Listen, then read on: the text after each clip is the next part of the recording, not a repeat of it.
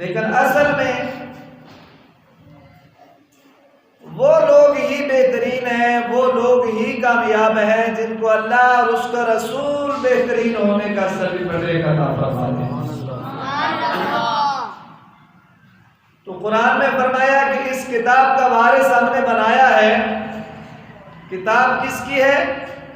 اللہ کی۔ کتاب کس کی ہے؟ اللہ کی۔ اللہ نے اپنی کتاب کا وارث بنایا اور ہر ایک کو نہیں بنایا۔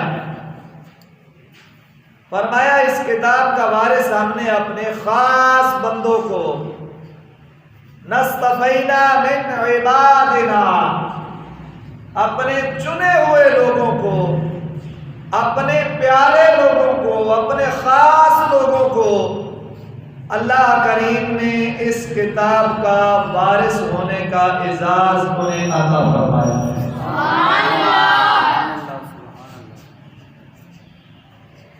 تو معلوم ہوا کہ قرآن کا علم سیکھنا اور سکھانا، قرآن پڑھنا اور پڑھانا،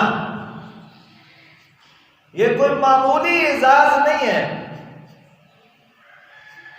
باقی اپنے بچوں کے فیصلے ہم خود کرتے ہیں کہ میرا بچہ ڈاکٹر بنے گا، انجینئر بنے گا، پروفیسر بنے گا، فلاں کام کرے گا، فلاں کام کرے گا۔ لیکن جو قرآن پڑھنے کے لیے بچے آتے ہیں، ان کا انتخاب ماں باپ بعد میں کرتے ہیں، پہلے اللہ تبارک و تعالی ان بچوں کا اپنے قرآن کی حفاظت کے لیے انتخاب فرما لیتے ہیں۔ اللہ کریم ارشاد فرما رہا ہے کہ ہم ہر کسی کو اس کا وارث نہیں بناتے۔ یہ چھوٹی دنیا کی 4 ٹکے کی ہماری جائیدادیں ہوتی ہیں، تو ماں باپ کی کوشش ہوتی ہے کہ اس بچے کو دیں جو ہماری جائیداد کا صحیح استعمال کرے، جو صحیح اس کے وارث ہونے کا حق ادا کرے۔ تو قرآن کریم اللہ کریم کا کلام ہے، کائنات میں سب سے قیمتی چیز اللہ کا کلام ہے، سب سے بڑی دولت اللہ کا کلام ہے، سب سے اعلیٰ نعمت اللہ کا کلام ہے۔ تو اللہ کریم ہر کسی کو اس دولت کا وارث نہیں بناتا، ہر کسی کو اس نعمت کا وارث نہیں بناتا۔ فرمایا ہم خاص لوگوں کو اس کتاب کی وراثت کے لیے چن لیتے ہیں، اور وہ جن کو اللہ چن لیتا ہے پھر وہ ساری کائنات میں سب سے افضل اور اعلیٰ بن جایا کرتے ہیں۔ قرآن کا علم، حدیث مبارکہ میں فرمایا العلم نور، علم نور ہے، علم روشنی ہے، علم سے ظلمت ختم ہوتی ہے، علم سے بندہ ہدایت پاتا ہے، علم سے رب کا قرب نصیب ہوتا ہے، علم سے رب کی پہچان نصیب ہوتی ہے۔ اور حدیث مبارکہ میں اللہ تبارک و تعالی کے محبوب ارشاد فرماتے ہیں کہ جب اللہ کریم ارادہ فرما لیتا ہے کسی بندے کو ہدایت دینے کا، جب اللہ کریم ارادہ فرما لیتا ہے کسی بندے کو عزتیں عطا کرنے کا، جب اللہ کریم ارادہ فرما لیتا ہے کسی بندے پر اپنا خاص کرم اور فضل کرنے کا، تو اللہ تبارک و تعالیٰ پھر اس کو قرآن کا علم اور قرآن کے نور سے منور فرما دیتا ہے۔ دین کا علم مل جانا یہ اللہ کریم کا بہت بڑا فضل اور بہت بڑا احسان اور بہت بڑی نعمت ہے۔ آج ہم سمجھتے ہیں کہ ہمارا بچہ ڈاکٹر بن جائے، پروفیسر بن جائے، انجینئر بن جائے، یورپ چلا جائے تو شاید ہماری شان بڑی اونچی ہو جائے گی۔ یاد رکھیں، جو چاہتا ہے کہ میری شان اونچی ہو اور میری اولاد کی شان بھی اونچی ہو اور میرے ماں باپ کی شان بھی اونچی ہو، اسے قرآن کی طرف آنا ہوگا،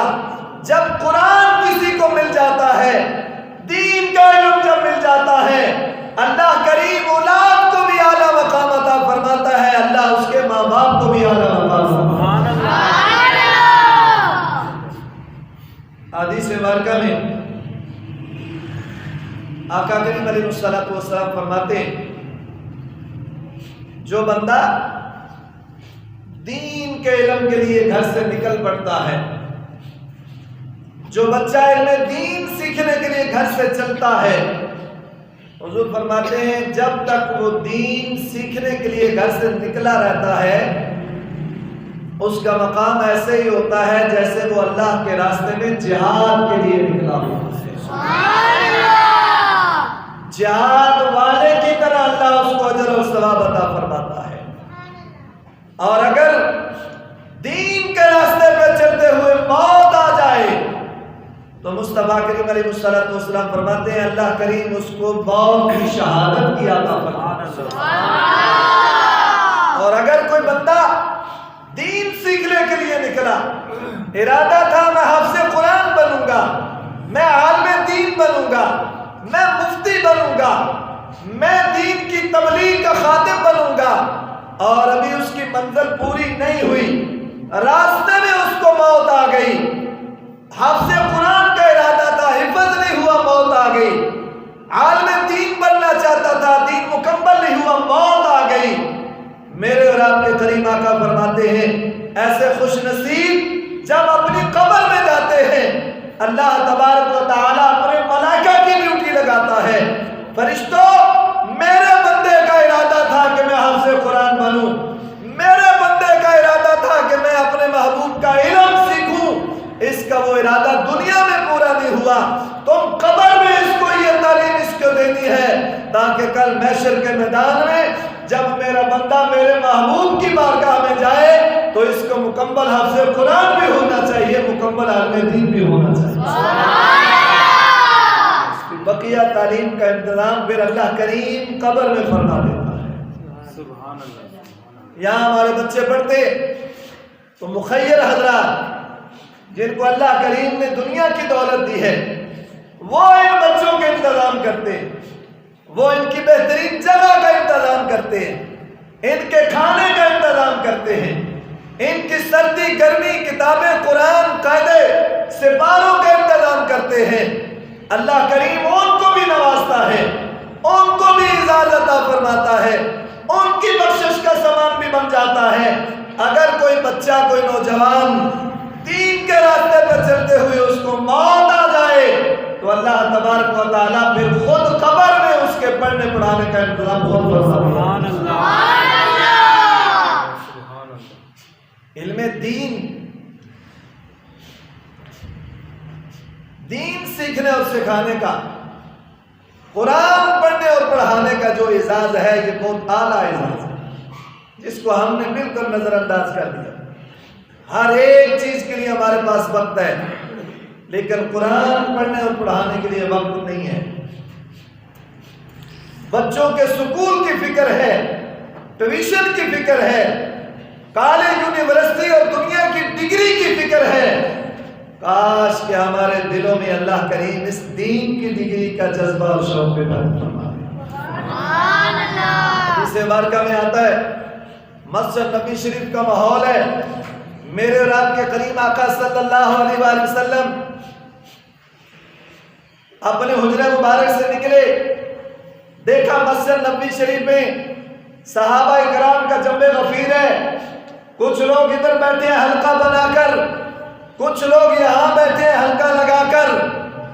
اللہ کے محبوب نے دیکھا ایک حلقے والے اللہ کے ذکر میں مصروف ہیں، اللہ اللہ کرنے میں مصروف ہیں، اور دوسرے حلقہ لگا کر بیٹھنے والے علم دین سیکھنے اور سکھانے میں مصروف ہیں، قرآن کا علم حدیث کا علم سیکھنے اور سکھانے میں مصروف ہیں۔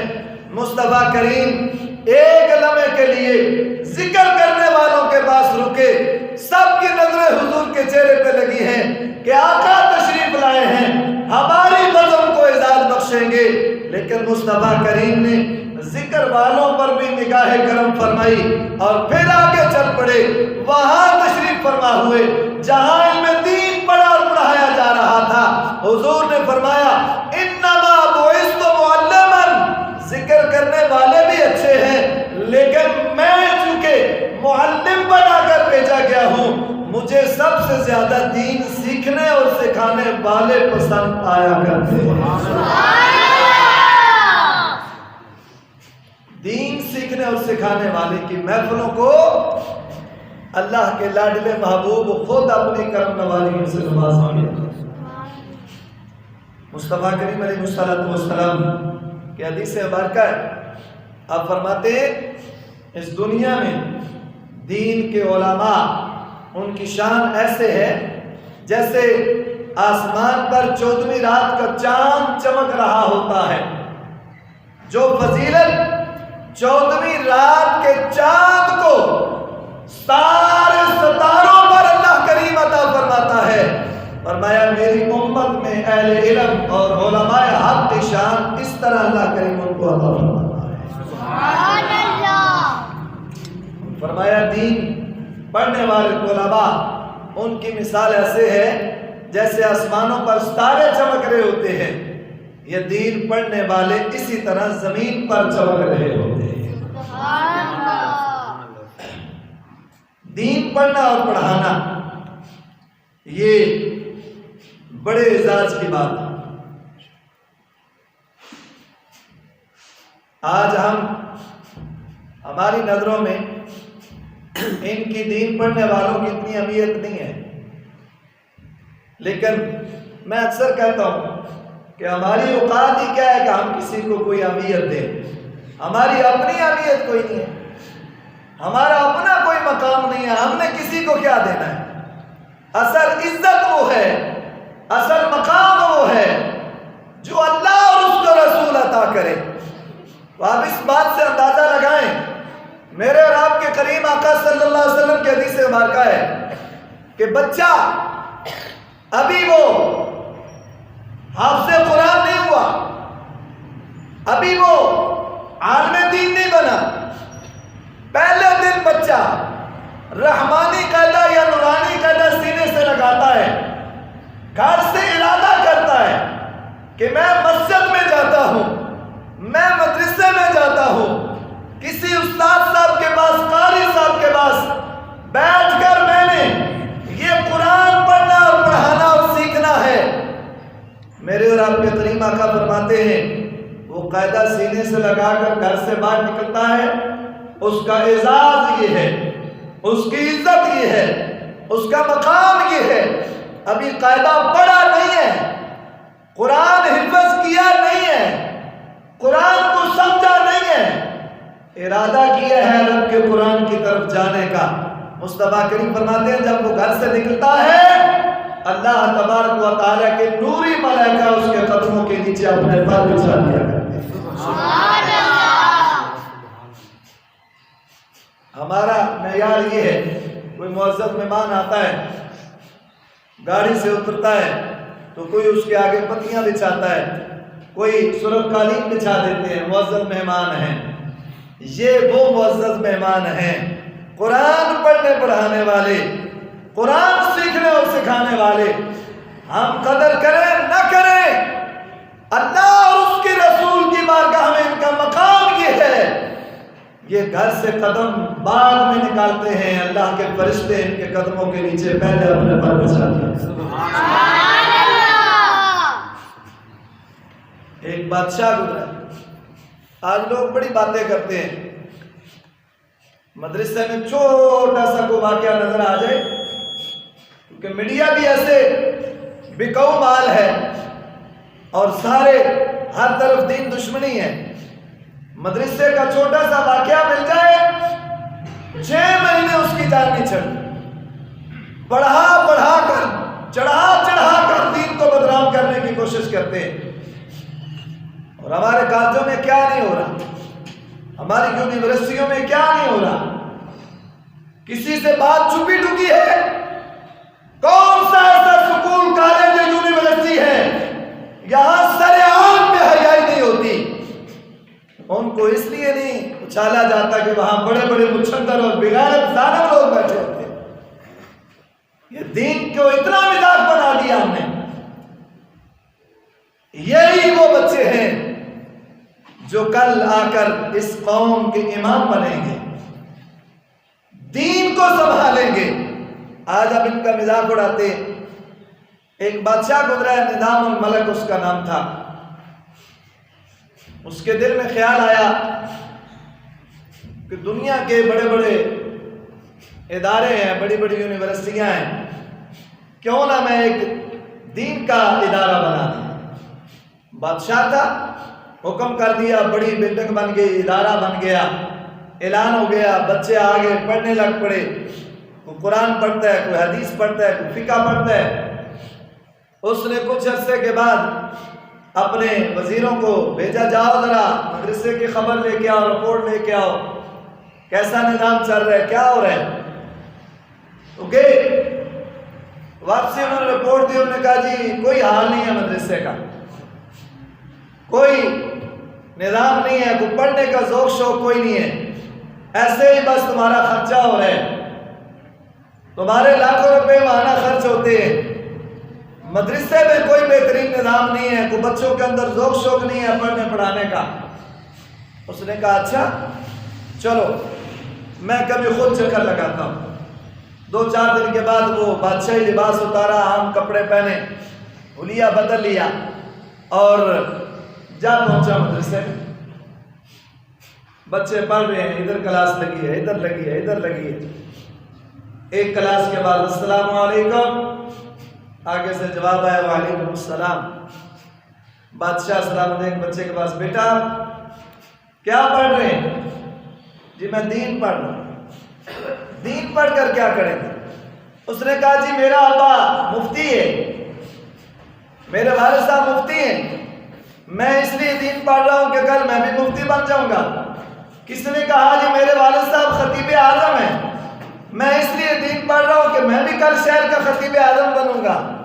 ایک نے کہا جی میرے والد صاحب کے پاس دین کا علم ہے، وہ بادشاہ کے دربار میں ہوتے ہیں، اور میرا بھی ارادہ ہے کہ میں بھی زیادہ سے زیادہ دین پڑھوں تاکہ والد کی جگہ بادشاہ کے دربار میں مجھے بھی مقام مل جائے۔ اس نے سوچا واقعی یہ تو ساری دنیا کی حوث لے کے بیٹھے ہیں، یہ کوئی خطیب اعظم بننے کے چکر میں ہے، کوئی مفتی بننے کے چکر میں ہے۔ بادشاہ نے بھی ارادہ کیا کہ واقعی میں نے جس کام کے لیے بنایا تھا وہ مقصد تو میرا پورا نہیں ہوا، چلو اس کو بند ہی کر دینا چاہیے۔ جب بادشاہ واپس پلٹا، شام کا وقت تھا، دروازے کے پیچھے چراغ جلا کر ایک چھوٹا سا بچہ قرآن کریم کی تلاوت میں مصروف تھا۔ جاتے جاتے بادشاہ کے ذہن میں خیال آیا کہ چلو اس بچے سے پوچھتے ہیں، یہ سب سے الگ تھلگ بیٹھا ہے، یہ سب سے جدا بیٹھا ہے۔ وہ قریب ہوا بادشاہ، السلام علیکم، بیٹے نے آگے چھوٹا سا بچہ جو قرآن پڑھ رہا تھا وعلیکم السلام اتنا کہا اور اپنے سبق میں مصروف ہو گیا۔ اس نے بادشاہ کی طرف نگاہ پلٹ کے نہیں دیکھا۔ وہ بادشاہ حیران ہوا کہ بچہ چھوٹا سا اور قرآن میں اتنا محو ہے، اتنا مصروف ہے، میرے سلام کا جواب دیا، میری طرف دیکھنا تک گوارا نہیں کیا۔ تو بادشاہ ایک لمحہ رک کر پھر کہتے ہیں بیٹا تم کیا کر رہے ہو؟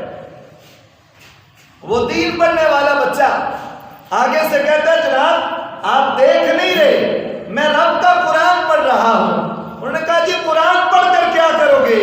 تو بچے نے کہا اللہ کے بندے اتنی عمر ہو گئی ہے تمہیں ابھی تک نہیں پتا چلا کہ جو رب کے قریب ہونا چاہتا ہے، جو رب کا قرب حاصل کرنا چاہے، رب کے محبوب کی بارگاہ میں اپنا مقام بنانا چاہے، اس کے لیے ضروری ہے قرآن سیکھے اور سکھائے، علم دین پڑھے اور پڑھائے۔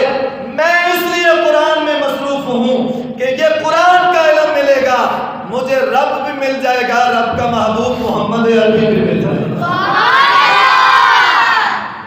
بادشاہ نے جب اس بچے کا جواب سنا تو روکتے کھڑے ہو، چہرے پہ مسکراہٹ آئی، کہنے لگا چلو کوئی بات نہیں، میرے لاکھوں خرچ ہوتے ہیں تو ہونے دو، اس ایک بچہ جو رب کا قرب پانا چاہتا ہے، جو رب کی رضا کے لیے لگا ہوا ہے، اس ایک بچے کی وجہ سے میں یہ مدرسہ بند نہیں کروں گا، خرچ ہوتا تو ہوتا رہے، ایک بھی اگر اللہ کی رضا والا مجھے مل جائے تو میرا یقین ہے اللہ کریم میری آخرت بہتر فرما دے گا۔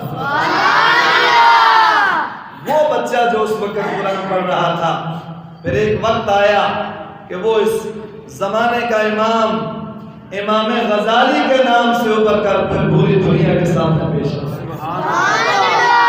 امام اعظم ابو حنیفہ رضی اللہ تعالیٰ عنہ پڑھا رہے، ایک رئیس اعظم کا بیٹا آیا پڑھنے کے لیے، بہت خوبصورت حسین و جمیل بچہ، مالدار ترین بچہ. آج تو معیار ہی ختم ہو گیا نا، جس کے بعد 4 پیسے وہ کہتا مدرسے میں کیا کرنا ہے، انگلش میڈیم کی تلاش کرو. جی بچے کے پاس کسی کالج کی ڈگری ہونی چاہیے، یونیورسٹی کی. یہ ڈگری تو ہمیں ضرورت نہیں ہے نا جو مسلمانوں والی ڈگری ہے. وہ پہلے لوگ ہوتے تھے جو مالدار بھی ہوتے تھے اور دل میں ان کے اللہ اور اس کے رسول کی محبت بھی ہوتی تھی. رئیس اعظم کا بیٹا امام اعظم ابو حنیفہ کے پاس آ کر داخل ہوا، نام تھا محمد. حضرت امام اعظم نے دیکھا یہ تو بہت مالدار گھرانے کا بچہ ہے اور بہت خوبصورت بچہ ہے. آپ نے آپ کے والد گرامی کو فرمایا کہ میں اس کو داخل کرتا ہوں، لیکن اس کو لباس نارمل لباس استعمال کرانا ہے، زیادہ قیمتی لباس نہ پہن کے آئے مدرسے میں، چونکہ غریب بچے بھی ہیں، غریب ہیں، ان کے دل میں کوئی ایسی خواہش پیدا نہ ہو. انہوں نے کہا جی ٹھیک ہے، جب مدرسے میں آئے گا تو میں اس کو نارمل لباس پہنا کر بھیجوں گا. وہ عام لباس پہن کر، غریبوں والا لباس پہن کر آتا اور امام اعظم کے پاس وہ آ کر بیٹھتا. چند دن گزرے تو آپ کو پتہ چلا کہ یہ جو بچہ آیا یہ حافظ قرآن نہیں ہے. تو آپ نے فرمایا بیٹا آپ حافظ قرآن نہیں ہو، میرے پاس پڑھنے کے لیے شرط ہے پہلے حافظ قرآن ہونا. یہ پہلی سیڑھی ہے، کیونکہ جو محقق ہوتا ہے اس کی نظر تو قرآن پہ ہوتی ہے، وہ قرآن سے موتی نکالتا ہے، قرآن سے ہیرے نکالتا ہے، قرآن سے مسئلے اخذ کرتا ہے. آپ نے فرمایا بیٹا تم حافظ قرآن نہیں ہو، ایسے کرو پہلے جاؤ حفظ کر کے آؤ، پھر میرے پاس یہ فقہ اور حدیث کا اور یہ آگے والا سبق حاصل کرو. وہ جس بچے کا نام محمد تھا وہ اٹھے اور چلے گئے. 8 دنوں کے بعد، 1 ہفتے کے بعد وہ طالب علم پھر آ گیا. امام اعظم نے سوچا کہ اچھا بچہ ہے، ذہین ہے، ملنے کے لیے آیا ہوگا، میں استاد صاحب کو جا کر سلام کر کے آتا ہوں، ملاقات کر کے آتا ہوں. 8 دن گزر گئے. حضرت امام اعظم نے نگاہ کرم کی، فرمایا ہاں بیٹا سناؤ تو تمہاری پڑھائی کیسی ہو رہی ہے، حفظ شروع کیا یا نہیں کیا؟ قربان جائیں ان لوگوں کے شان پر، ان کے مقام پر. وہ بچہ جس کا نام محمد تھا کہنے لگا اے حضور آپ نے حکم فرمایا کہ حفظ کر کے آؤ، میں چلا گیا، رات دن محنت کی، آج میں آپ کی بارگاہ میں صرف آپ کی زیارت اور ملاقات کے لیے نہیں آیا، میں دوبارہ اپنی تعلیم جاری کرنے کے لیے، داخلہ لینے کے لیے آیا ہوں. فرمایا میں نے کہا تھا قرآن حفظ کر کے آؤ، آپ نے فرمایا استاد محترم آپ کی نگاہ کرم سے میں مکمل حافظ قرآن بن کے آ رہا. سبحان اللہ. رئیس اعظم کا بیٹا، مالدار گھرانے کا بیٹا، اور یہی وہ محمد تھا جو بعد میں پوری دنیا میں امام محمد کے نام سے مشہور. سبحان اللہ. دین کا علم یہ سیکھنا اور سکھانا یہ بڑے اعزاز کی بات ہے، اور ان طلباء کی خدمت کرنا، ان سے محبت کرنا، ان کی قدر کرنا، یہ خوش نصیبوں کو ہی یہ اعزاز نصیب ہوتا ہے. جو دین پڑھنے پڑھانے والوں کی قدر کرتے ہیں پھر دین والے ان کو کبھی محروم نہیں رہنے دیتے، پھر دین کے وارث ان کو کبھی محروم نہیں رہنے دیتے. وقت ہو چکا ہے، ایک چھوٹا سا واقعہ امام طبری رحمت اللہ تعالی علیہ کا میرے ذہن میں آ گیا. آپ فرماتے ہیں کہ میں اور میرے 2 دوست تھے، تعلیم حاصل کرنے کے لیے ہم دور دراز سفر کرتے کرتے کرتے ایک مدرسے میں پہنچے. پہلے لوگ دور دراز سفر کیا کرتے تھے دین کے لیے، اب تو دنیا کے لیے سفر ہوتے ہیں نا، کوئی اسٹڈی ویزے پہ امریکہ، کوئی کینیڈا، ہے جی انگلش کے پیچھے. پہلے لوگ قرآن سیکھنے اور سکھانے کے لیے کئی سال سفر میں لگ جایا کرتے. اور حضرت عبداللہ ابن عمر کے قول ہیں آپ فرماتے ہیں دین پڑھنے والوں تم اپنے جوتے لوہے کے بنوا لو. اے دین پڑھنے اور پڑھانے والوں، اے دین سیکھنے والوں، تم اپنے جوتے لوہے کے بنواؤ، نہ وہ ٹوٹے نہ گڑھانے کی ضرورت پڑے. تم چلتے جاؤ اور مصطفیٰ کریم کا دین سیکھتے جاؤ. صدیقی فرماتے ہیں ہم پہنچے دور دراز سفر کر کے ایک علاقے میں مدرسہ میں.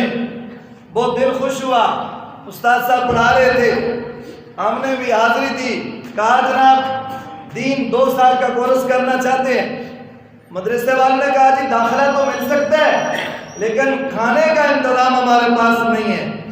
کھانے کا انتظام آپ نے اپنا کرنا ہے، پڑھائی کے لیے تمہیں داخلہ مل جائے گا. وہ 2-3 دوست تھے. محدث صدیقی فرماتے ہیں ہم نے سوچا تھوڑا خرچہ ہے تینوں کے پاس، چلو یہ اکٹھا کرتے ہیں، جب تک چلتا ہے باہر سے ہلکا پھلکا کچھ کھا لیا کریں گے اور جب ختم ہو جائے گا تو چلے جائیں گے. وہ تینوں دوست ایک کریانے کی دکان پہ گئے. وہاں کریانے کے دکان کا جو مالک تھا اسے بولا جناب ہم پڑھنے کے لیے آئے ہیں تو ہمارے پاس یہ تھوڑے پیسے ہیں، یہ آپ رکھ لو، جب تک ہمارا خرچہ اس میں سے راشن پانی ہمارا بنتا ہے وہ دیتے جاؤ، جب ختم ہو گیا تو ہم چلے جائیں. وہ دکان کا مالک یہودی تھا. کون تھا؟ کرانہ اسٹور کا مالک یہودی تھا. اس نے کہا چلو کوئی بات نہیں، آپ مسافر بھی ہو طالب علم بھی ہو، کوئی بات نہیں. چند دن گزرے وہ ختم ہو گیا خرچہ، تھوڑے خرچہ تھا. مجھے اپنا یاد ہے جب میں داخل ہوا تو 15 دنوں میں اور کبھی مہینے میں بھی 8 آنے گھر سے ملتے تھے. 8 آنے، آج سے 35 سال پہلے 4 آنے اور 8 آنے ہوتے تھے. 8 آنے ملتے تھے گھر سے، خرچہ جو مدرسے کا ہوتا تھا. آج تو بچے بادشاہ شہزادے ہیں، 8 آنے کیا 100 روپے ہے ان کی جیب میں ڈیلی ہوتا ہے. تو محدث صدیقی فرماتے ہیں ہم نے اس کا شکریہ ادا کیا اور جانے لگے کہ خرچہ تو ختم ہو گیا ہے.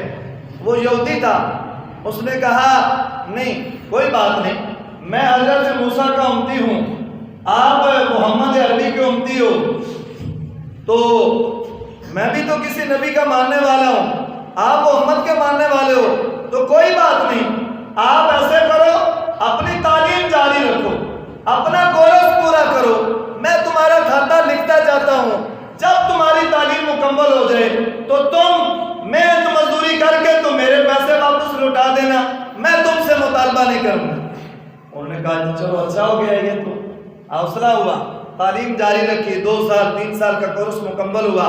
پھر وہ تینوں دوست مل کے اس یہودی کریانے والے کے پاس گئے، کہنے جی تعلیم تو مکمل ہو گئی ہے، اب جا کر پوچھتے ہیں کھاتا کتنا بنا ہے، جتنے پیسے بنے ہیں. تھوڑی مزدوری کرتے ہیں کچھ دن اور محنت مزدوری کر کے کرانے والے یہودی کا پیسہ جو اس کو لوٹائیں گے اور پھر آگے چل پڑیں گے. جب تعلیم مکمل ہوئی تو وہ تینوں دوست کرانے والے یہودی کے پاس گئے. انہوں نے کہا جی ہمارا کھاتا کتنا بنا ہے؟ آگے سے یہودی کہتا ہے جی تمہارا کھاتا کوئی نہیں ہے، تمہارا کھاتا کوئی نہیں. انہوں نے کہا جی یہ کیا وجہ؟ انہوں نے کہا میں نے تمہارا کھاتا لکھا ہی کوئی نہیں، تمہارا کھاتا لکھا ہی کوئی نہیں. انہوں نے کہا جی آپ نے تو کہا تھا. اس نے کہا بس میں نے کہا تھا، کوئی بات نہیں، میں حضرت موسیٰ کا ماننے والا، آپ آخر زمان نبی کے ماننے والے، تو کوئی بات نہیں. آپ مسافر تھے، آپ نے پڑھ لیا، اپنا دین سیکھا، تو میرے لیے یہی خوشی کی بات ہے کہ مسافر طالب علم کی خدمت کرنے کا اعزاز حاصل ہوا. وہ محدث صدیقی فرماتے ہیں ہم بڑے حیران بھی ہوئے، اب دعا بھی دیں تو کیا دعا دیں، وہ یہودی ہے. ہم دل میں بہت خوش ہوئے، واپس لوٹے تو چلے گئے. محدث صدیقی فرماتے ہیں 2 یا 3 سال کے بعد میں حج کے لیے گیا تو میں دیکھ کے حیران رہ گیا. وہی یہودی کرانے والا، جب میں کعبے کا طواف کر رہا تھا تو میرے آگے وہ یہودی کعبے کا طواف کر رہا تھا. میں ایسے آنکھیں ذرا کھول کے دیکھا کہ میری نظروں میں کوئی فرق تو نہیں آیا. پھر میرے دل نے گواہی دی کہ وہی ہے. میں تھوڑا قریب ہوا، میں نے کہا جناب میری نظروں میں کوئی فرق آیا ہے یا جو میں 2 اس نے بھی مجھے پہچان لیا، مسکرایا، کہنے لگا نہیں نہیں جناب، تمہاری نظروں میں کوئی فرق نہیں آیا، جو تم دیکھ رہے ہو نا وہی ہے۔ اس نے کہا جناب تم تو یہودی تھے، یہاں کیسے پہنچے؟ اللہ اکبر۔ اس کی آنکھوں میں آنسو، کہنے لگا جناب آپ تین دوست جو دین پڑھنے کے لیے نکلے تھے، بے سر و سامان تھے، چند مہینے میں نے آپ کو تھوڑا تھوڑا راشن دیا۔ جس دن میں نے آپ کو بولا تھا نا کہ تم چلے جاؤ، میرے پاس تمہارا کھاتا کوئی نہیں ہے، اسی رات جب میں سویا میرے مقدر جاگ اٹھے اور محمد عربی مدینے والے خود میرے پاس تشریف لے آئے، مجھے اپنا دیدار عطا کیا، فرمانے لگے کہ تو نے میرا دین پڑھنے والوں کی خدمت کی ہے، میرا دین پڑھنے والوں کی تو نے خدمت کی ہے، ان کی عزت کی ہے، تو نے ان کا کھاتا کوئی نہیں لکھا، تو یہ کیسے ہو سکتا ہے کہ تیرا کھاتا اب غیروں میں رہ جائے؟ تیرا کھاتا غیروں میں رہے، یہ نہیں ہو سکتا۔ اے علامہ طبری، مصطفیٰ کریم نے خود آ کر غیروں سے میرا کھاتا ختم کیا، مجھے کلمہ بھی پڑھایا، مجھے اپنا غلام بھی بنایا، اور مجھے مصطفیٰ کریم نے جنت کی خوشخبری بھی عطا فرمائی۔ ایک یہودی اگر دین پڑھنے والوں سے محبت کر لے، دین پڑھنے والے طلباء کی چند مہینے خدمت کر لے، تو مصطفیٰ کریم تو اس کو بھی محروم نہیں رہنے دیتے۔